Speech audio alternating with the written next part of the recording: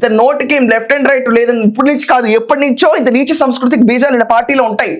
They want to assassinate character. But ఇప్పుడు ఆ topic డివేట్ అవ్వకుండా మన 420 కేసుకు వస్తే ఆఖరికి పెన్షన్ తీసుకునే వాళ్ళ దగ్గర నుంచి కూడా 100 రూపాయలు సంపాదిద్దాం అనుకున్న ఒక చిల్లర మైండ్ సెట్ అని ఆ పర్టికులర్ కేసు ఇతని పైన పడింది.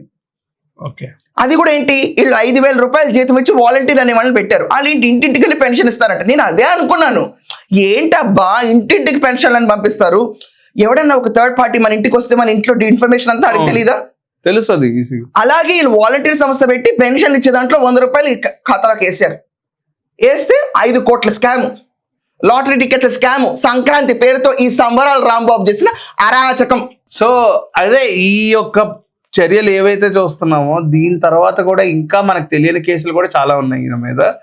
అంటే నేను ఒక విషయం చెప్తాను, లేదు ఈ రోజు మళ్ళీ బెయిల్ పిటిషన్ మూవ్ చేస్తున్నారు. వీళ్ళు తొందరపడి ఈ రోజు కనుక టపాకాయలు కాల్చారు అనుకో, నాకు అదే బాధ అనిపిస్తుంది. కాల్చద్దు, ఎందుకంటే ఇక్కడ ఉన్న అంబటి రాంబాబు పొరపాటు మళ్ళీ పుస్సా రాకెట్లే లిటరల్లీ, అంటే రాకెట్లు చేస్తే ఏంటో నేను ఆ రోజు చూసాను, కొంచెం మరీ మ్యాసివ్ గా చేస్తారు.